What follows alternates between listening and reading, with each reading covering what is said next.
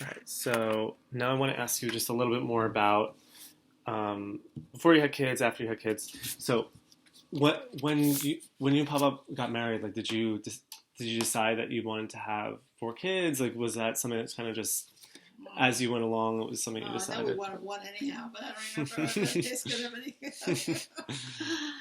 but yeah, we discussed it a lot. And he, as I said, he was going to college at night. It was a little difficult when we lived in the apartment because he would come home like 2 nights a week to the about 12 o'clock. Yeah. He worked in the day and then he went to school at Fairleigh Dickinson. He did graduate. I went to his graduation. Uh, he took me. They had to go and observe in a brewery, and he took me there. And he says, "You want to try the beer?" It's funny. The guy, his teacher was funny, but I said, he was. I'm glad he went because that's what he wanted to do. You know. And then when you moved back to Haverstra, then you had my dad, right, in '58. Um, what was that like? Do you remember your pregnancy? I had him when I was in. Yeah, I had a very easy pregnancy with him because I worked till June, and I had him in September.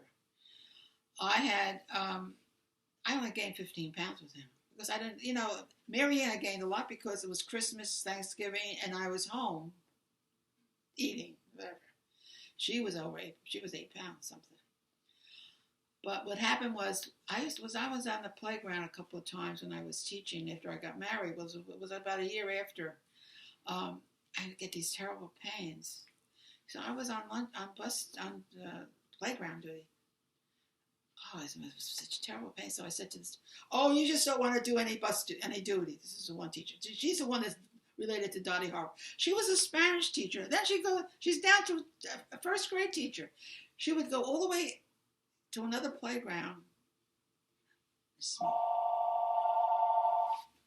Let's pause it there.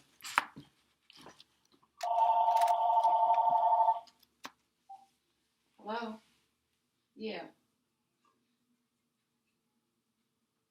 Yeah. I don't know.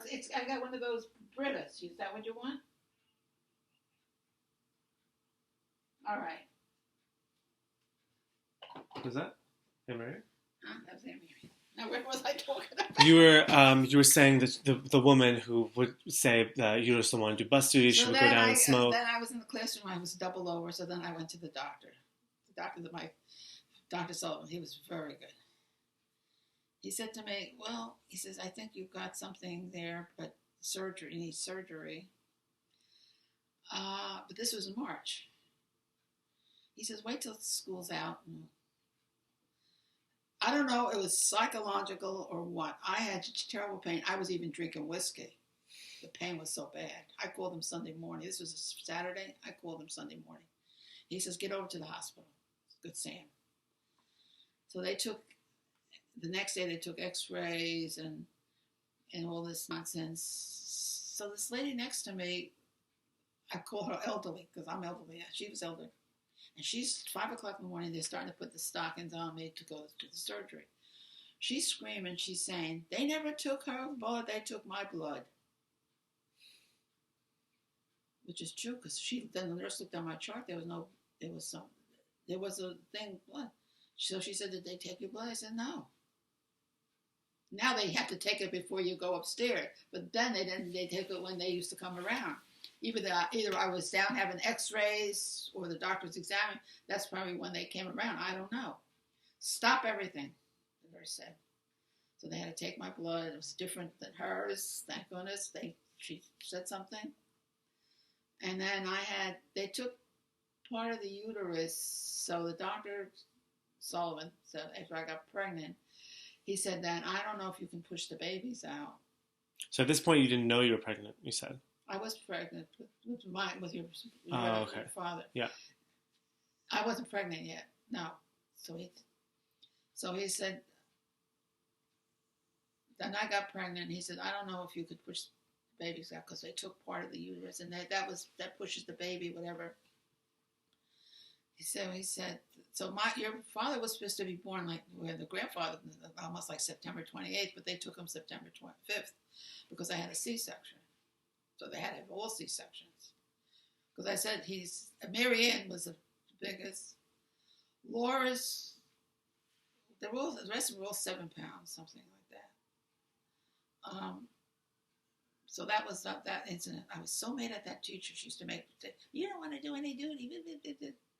I said, "I'm in a lot of pain." I didn't realize that I had that much pain, and I don't know if it was preying on me over the weekend. That's why it was really bad. So they did the surgery, and I had to have a baby. I had to have a substitute. Mm. And what was it like? What was it like having your first child? Like, was that? Oh, it was wonderful. Tell me. Oh, yeah. I used to take him in the carriage for walks because I lived on across from the football field, and it was a nice big sidewalk. So we were upstairs, but the carriage, was downstairs.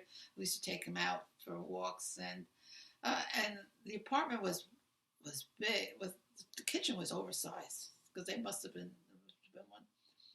I had the huge clothesline. And every weekend when I used to teach, before I had anything, it would rain. But we used to take walks. Augie and I used to take walks down to town with the baby. It was very nice. And you meet people that you had their children in kindergarten or you had children there. Because I had to do bus duty with children up to like 6th grade, and they used to come in my classroom. Before I was married, I used to commute by train to Howland Falls. And so I was catching the 5 o'clock train, have a straw that goes to Howland Falls. I went to open up my wallet. My money was gone. One of these kids took the money. But I had a ticket, and it was to come here instead of going there. So I went to the guy. I says, "I have no money." And he says, "Well, he let me go home." That was a terrible. I don't know who took it. I don't know. And then let me ask you. So now we'll just talk for the next couple minutes just about you being a mom and having your kids and seeing them get older. So so you had my dad. It was your first child. What was it like then to have a growing family? Was it challenging at times? Was like because you were also still working, right? Actually, she was the only girl in the family because my brother-in-law had 2 boys. No, I'm talking about you. Yeah, I know, but everybody in the family before had boys. Oh, okay. She was the only girl. And Marianne. It was, but she was born in January. It was very hard to get out to take them out because of the weather. The weather was bad. I mean, those days the weather was bad. You couldn't really go anyplace. But we used to go visit my parents, and I used to go walk down to my mother-in-law because that's not that far away. And I used to go see Tina. She lived on Gurney Avenue. We used to just talk to each other, because it was hard because you were teaching all that time, and all of a sudden you're home, cooking and all that. What was that like? Because a lot of other women at the time wouldn't have been parents and working at the same time. What was that like? Because you were like probably the first generation of women to be educated and have jobs and be raising kids. What was that like? It was very good because I used to substitute. I liked to substitute, and I would get in, and it was wonderful having a children. Being home with them and we used to make the cookies and all that stuff. And so during that time, you were mostly substituting. Because that was a bit more manageable. After I had Laura, I think I went back to see if I could get a full-time job. Guess what? I was overqualified because I had a master's degree. I was so mad. They hired this woman because she played the guitar. I had a class, it was a pre-first class. It's between kindergarten and 1st grade. So it's in between. They call it pre-first. It was the best program they ever had because these kids in kindergarten couldn't do the first grade work yet, but this would prepare them for first grade. I was substituted for this teacher from February to June because she was pregnant, she was having twins, and she had to have bed rest. So they asked me to come in. It was in the Garner School down here.